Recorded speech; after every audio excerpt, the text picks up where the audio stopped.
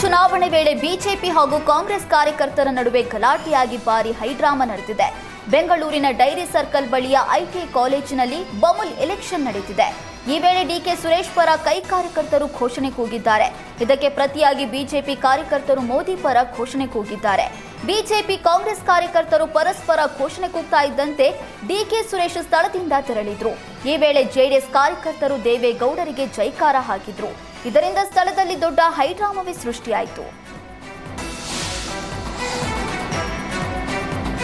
KMF election ವೇಳೆ ಶಾಸಕ ST Somashekar ವಿರುದ್ಧ ಬಿಜೆಪಿ ಕಾರ್ಯಕರ್ತರು ಸಿಡಿದೆದ್ದಿದ್ದಾರೆ. ಕಾಂಗ್ರೆಸ್ಗೆ ಸಪೋರ್ಟ್ ಮಾಡ್ತಾ ಇದ್ದೀರಾ ಅಂತ ಆಕ್ರೋಶ ವ್ಯಕ್ತಪಡಿಸಿದ ಬಿಜೆಪಿ ಕಾರ್ಯಕರ್ತರು ಸೋಮಶೇಖರ್ ವಿರುದ್ಧ ಧಿಕ್ಕಾರ ಕೂಗಿದ್ರು. ಈ ವೇಳೆ ಬಿಜೆಪಿಯಿಂದ ಸೋಮಶೇಖರ್ ಉಚ್ಚಾಟನೆ ಮಾಡಿ ಅಂತ ಕಾಂಗ್ರೆಸ್ ಕಾರ್ಯಕರ್ತರು ಘೋಷಣೆ ಕೂಗಿದ್ರು. ಇದರಿಂದ ಬಿಜೆಪಿ ಮತ್ತು ಕಾಂಗ್ರೆಸ್ ಕಾರ್ಯಕರ್ತರ ನಡುವೆ ಮಾತಿನ ಚಕಮಕಿ ಕೂಡ ನಡೆಯಿತು. ಮೈಸೂರು ಸ್ಯಾಂಡಲ್ ಸೋಪ್ ರಾಯಭಾರಿಯಾಗಿ ನಟಿ ತಮನ್ನಾ ಆಯ್ಕೆಯಾಗಿದ್ದಕ್ಕೆ ಸಚಿವ ಸಮೀರ್ ಬೇಸರ ವ್ಯಕ್ತಪಡಿಸಿದ್ದಾರೆ. ನಮ್ಮ ರಾಜ್ಯದವರನ್ನೇ ಮಾಡಬೇಕಿತ್ತು ಎಂಬುದು ಸಾಕಷ್ಟು ಜನರ ಅಭಿಪ್ರಾಯವಾಗಿದೆ. ನಮ್ಮ ರಾಜ್ಯದಲ್ಲೇ ಬಹಳಷ್ಟು ಜನ ನಟಿಯರು ಇದ್ರು, ಅವರಲ್ಲೇ ಒಬ್ಬರನ್ನ ರಾಯಭಾರಿಯನ್ನಾಗಿ ಮಾಡಬಹುದಿತ್ತು ಅಂತ ಹೇಳಿದ್ದಾರೆ.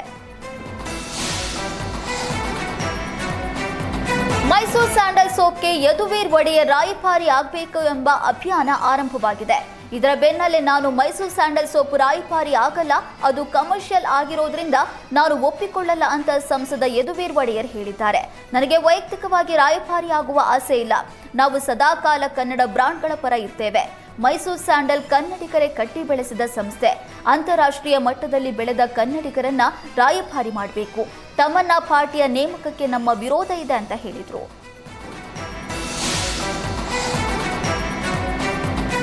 ದೆಹಲಿ ಖಾಸಗಿ ಹೋಟೆಲ್ನಲ್ಲಿ ಎನ್ಡಿಎ ಸಿಎಂ ಡಿಸಿಎಂಗಳ ಜೊತೆ ಪ್ರಧಾನಿ ಮೋದಿ ಸಭೆ ನಡೆಸಿದ್ದಾರೆ. ಸಭೆಯಲ್ಲಿ 20 ರಾಜ್ಯಗಳ ಸಿಎಂ, 18 ಮಂದಿ ಡಿಸಿಎಂಗಳು ಭಾಗಿಯಾಗಿದ್ರು. ಕೇಂದ್ರ ಸಚಿವರಾದ ರಾಜನಾಥ್ ಸಿಂಗ್ ಹಾಗೂ ಅಮಿತ್ ಶಾ ಭಾಗಿಯಾಗಿ ಆಪರೇಷನ್ ಸಿಂಧೂರದ ಬಗ್ಗೆ ಮಾಹಿತಿ ಪಡೆದರು. ಪಾಕ್ ಉಗ್ರರ ನೆಲೆಗಳ ಧ್ವಂಸ ಮಾಡಿದ ಮಿಲಿಟರಿ ಕಾರ್ಯಾಚರಣೆ ಹಾಗೂ ದಾಳಿ ಬಳಿಕ ನಡೆದ ಬೆಳವಣಿಗೆಗಳ ಬಗ್ಗೆ ಚರ್ಚೆ ನಡೆಸಲಾಯಿತು. ಪ್ರಧಾನಿ ಮೋದಿ ನೇತೃತ್ವದಲ್ಲಿ ನಡೆದ ನೀತಿ ಆಯೋಗ ಸಭೆಗೆ ಸಿಎಂ ಸಿದ್ದರಾಮಯ್ಯ ಗೈರಾಗಿದ್ದಕ್ಕೆ ಬಿಜೆಪಿ ರಾಜ್ಯಾಧ್ಯಕ್ಷ ಬಿವೈ ವಿಜಯೇಂದ್ರ ಕಿಡಿಕಾರಿದ್ದಾರೆ. ಸಿದ್ದರಾಮಯ್ಯ ಸಭೆಗೆ ಗೈರಾಗುವ ಮೂಲಕ ರಾಜ್ಯದ ಜನತೆಗೆ ಅನ್ಯಾಯ ಮಾಡುತ್ತಿದ್ದಾರೆ. ಸಿಎಂ ಸ್ಟಾಲಿನ್ ಕೂಡ ಭಾಗವಹಿಸಿದ್ರು. ಆದರೆ ನಮ್ಮ ಸಿಎಂ ಸಭೆಗೆ ಯಾಕೆ ಬಹಿಷ್ಕಾರ ಹಾಕಿದ್ರು ತಿಳಿಸಬೇಕು. ಕೇಂದ್ರ ಸರ್ಕಾರದ ವಿರುದ್ಧ ಜಂತರ್ ಮಂತರ್ನಲ್ಲಿ ನಡೆದ ಪ್ರತಿಭಟನೆಯಲ್ಲಿ ಭಾಗವಹಿಸುತ್ತಾರೆ. ಆದರೆ ಪ್ರಧಾನಮಂತ್ರಿಗಳು ಕರೆದ ಸಭೆಗೆ ಗೈರಾಗ್ತಾರೆ.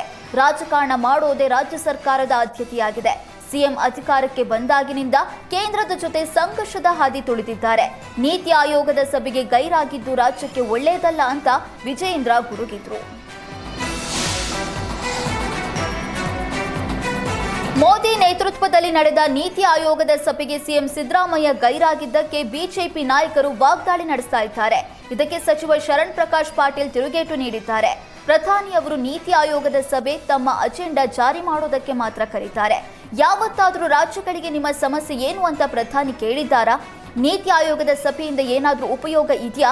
ಈಗಿನ ಕೇಂದ್ರ ಸರ್ಕಾರದಿಂದ ಆಗಿರುವ ಅನ್ಯಾಯ ಸ್ವಾತಂತ್ರ್ಯ ಬಂದಾಗಿನಿಂದ ಇತಿಹಾಸದಲ್ಲೇ ಆಗಿಲ್ಲ. 3.4 ಲಕ್ಷ ಕೋಟಿ ಟ್ಯಾಕ್ಸ್ ನಮ್ಮಲ್ಲಿ ಸಂಗ್ರಹ ಆಗುತ್ತೆ. ಆದರೆ ಕೇಂದ್ರದಿಂದ ನಮಗೆ 50,000 ಕೋಟಿಯೂ ಬರಲ್ಲ. ರಾಜ್ಯದಲ್ಲಿ ಬಿಜೆಪಿ ಅಧಿಕಾರಕ್ಕೆ ಬಾರದಿರೋದಕ್ಕೆ ಮೋದಿ ಕರ್ನಾಟಕದ ಜನರಿಗೆ ಶಿಕ್ಷೆ ನೀಡ್ತಾ ಇದ್ದಾರೆ ಅಂತ ವಾಗ್ದಾಳಿ ನಡೆಸಿದ್ರು.